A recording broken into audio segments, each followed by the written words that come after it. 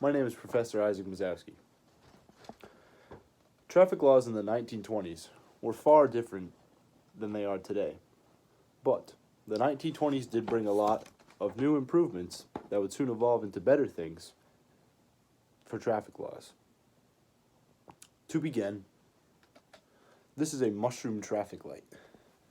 Move this blanket. Light. Now, as you can see, this traffic light is in the ground.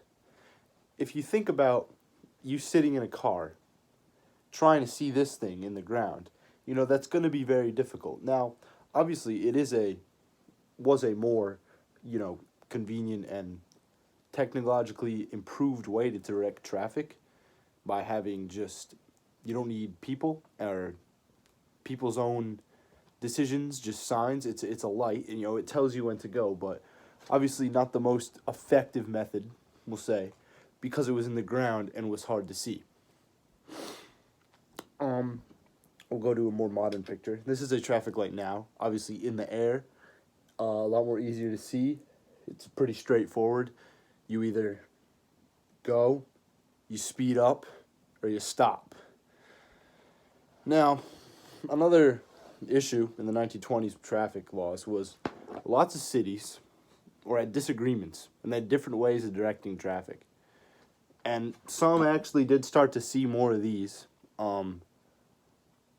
hanging. Some just had the mushroom lights, and some even just had signs. So if you're driving through the country, you're going to have to learn different ways of going through traffic. Now, the mid-20s started to see improvements in the traffic, more in the roads with painting and lines. They began to paint traffic lines on the road, so you can see where you can't cross. There's like a division for people driving one way, people driving another way, lines for if you can pass or not. So that made driving a little more easier for people. Also speed limits in residential areas. So, people aren't just flying, going 65 miles per hour down Ward Avenue. Yep. You're going 20 because it's a school zone. And so, also, there were crosswalks, which I don't have a picture of that. They made crosswalks and loading zones. So, just more direction and more specific places where you are supposed to go, depending on what you're doing. So, this is the drunk driving. We'll get that to it. This is more of the laws and consequences now portion.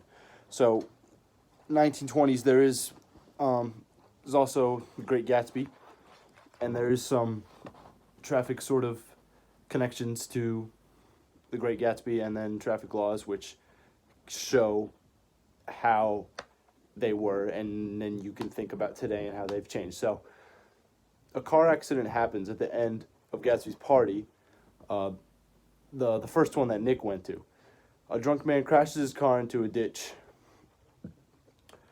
And just another accident in Gatsby was Daisy hits Myrtle, and he sped away from the accident.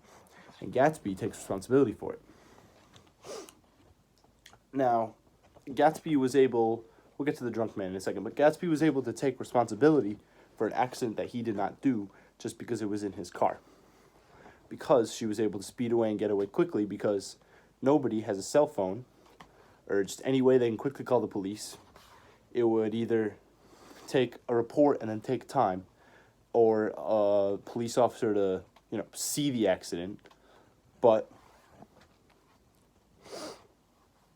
since the accident was not her fault, the other guy was probably like, oh well, I guess I'm not getting in trouble, so she got away. But now everything needs to be documented. The police would be there very, very quickly, because there would be communication just quickly on your cell phone. Police are there, fast. It's a lot different now. And so then, drunk driving, man crashes into a ditch. Nowadays, if you crash your car into a ditch without injuring anyone, you would either have to spend jail time or pay fines. Because even though no one got hurt, you were still a drunk driver, which is a fine.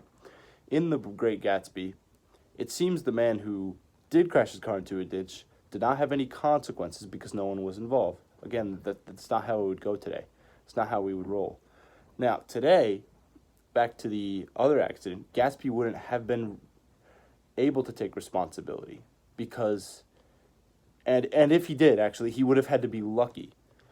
In a situation like that, authorities would be quickly contacted and would have been out searching for Daisy quickly before she could have gotten back to Gatsby's house and put his car there. Because today is much easier to track things and figure out what happened in a situation because advanced vehicle and detective technology.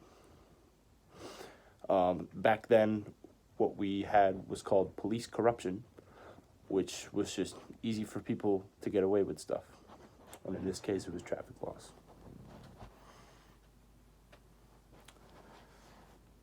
So since the 1920s to this point, traffic laws have been improved greatly to make it easier for drivers and easier for those who do crimes to receive their proper punishment.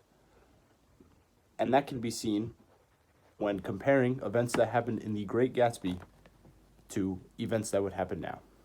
Thank you.